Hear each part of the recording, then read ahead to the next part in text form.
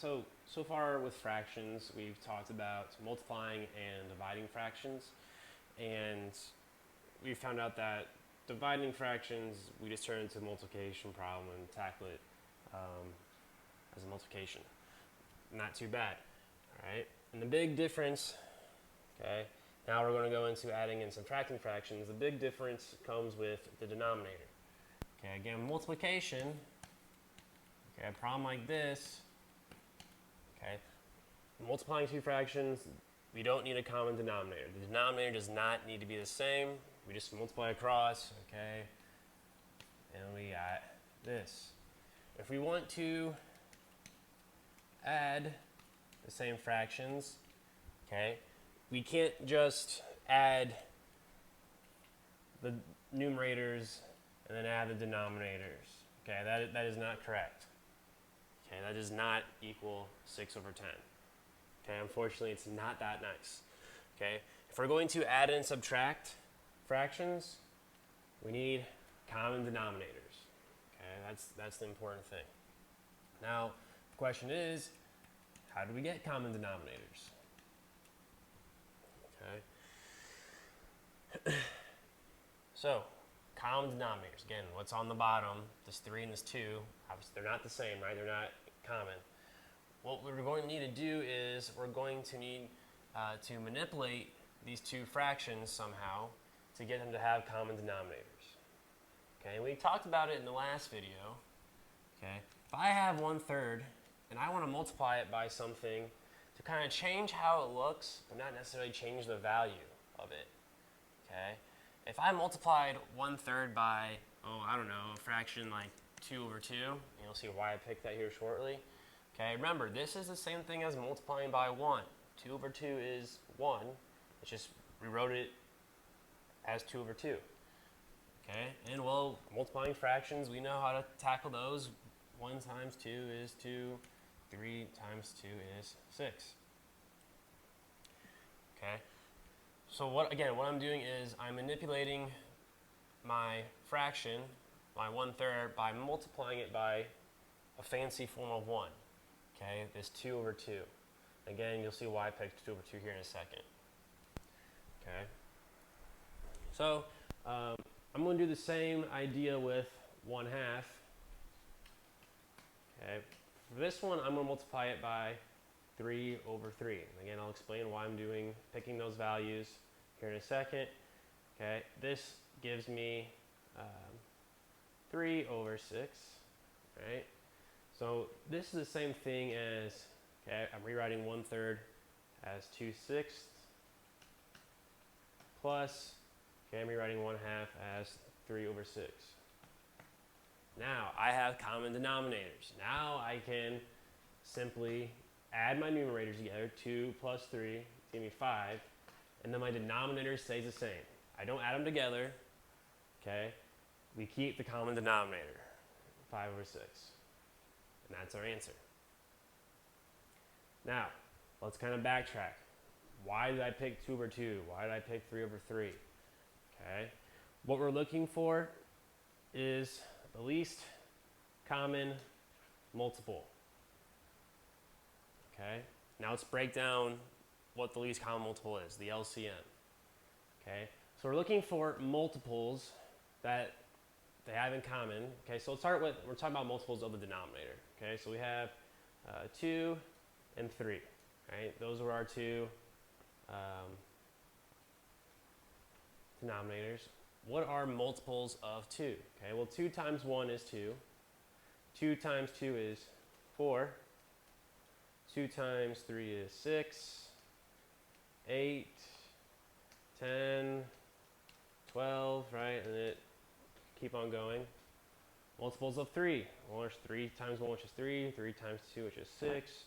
3 times 3, which is 9. 12, 15, and again, it also continues. Now, between these multiples, which is the least that they have in common? Okay, well, we have a 6 here and a 6 here. Okay, your initial thought might have been, you're thinking of common multiples. Well, you had a 12 and a 12. Okay, but that's not the least one. It's not the smallest one. 6 is. Okay. So that means we want our denominators, our common denominator, it's going to be 6. Okay, well, how do we get 6 in the denominator for both of these? Okay, well, 1/3, okay, 3 times what is going to give me 6? That's 2, right? 3 times 2 gives you 6. That's why I picked 2/2. So I want to get that common denominator of 6, which came from my, got a little too close to the board, which came from my least common multiple between my two denominators. Okay, same thing. I want to get I want to turn 1/2 into a fraction that has a denominator of 6. Okay, 2 times what gives me 6? Well, that's 3, right? 2 times 3. Stood a little bit too close to the board. 2 times 3 gives me 6. Now, I can't just multiply by 3. Okay, I can't just multiply by 2. I have to multiply by 2/2 and 3/3.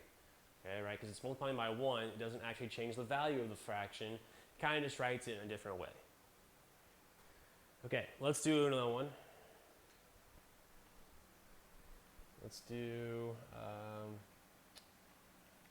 9/10 plus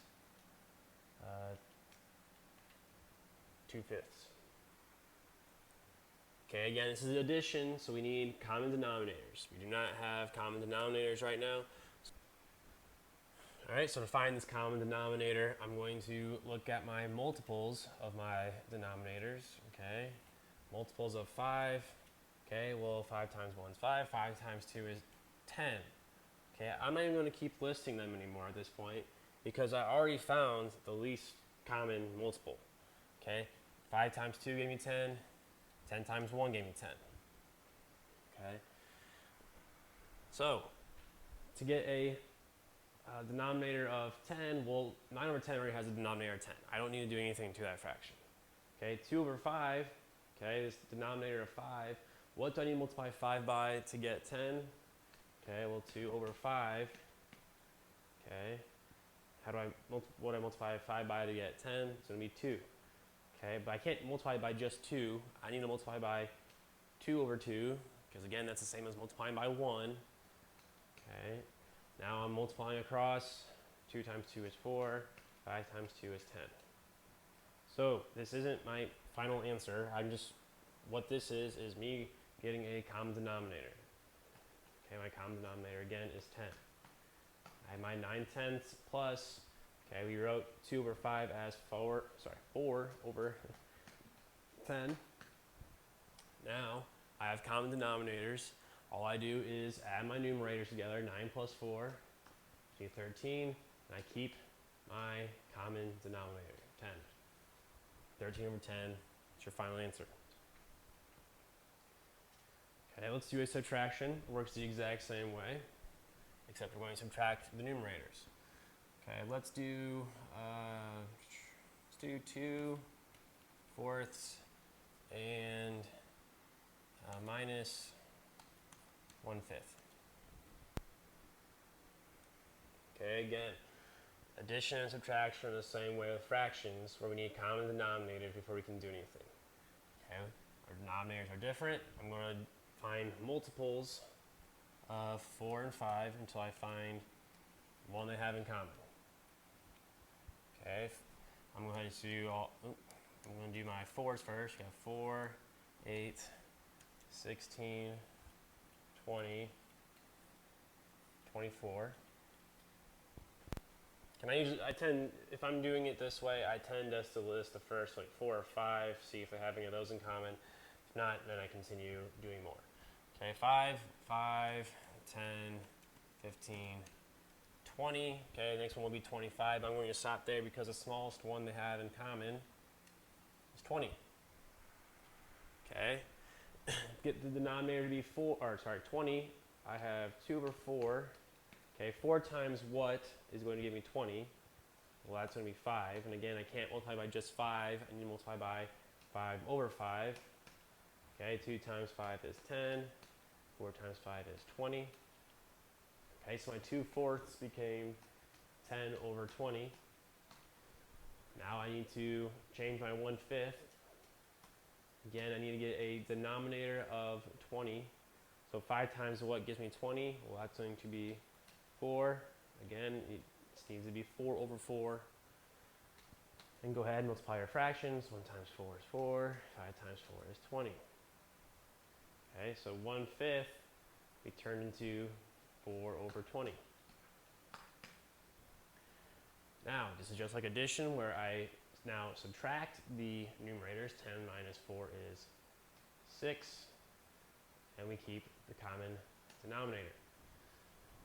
Now we should always be in the habit of checking to see if we can simplify this. Okay, is there a number that we can divide 6 and 20 by? Yes, we can divide both of them by 2. Okay, 6 divided by 2 is 3. 20 divided by 2 is 10. Okay, so 3/10 or 3 over 10 is our final answer.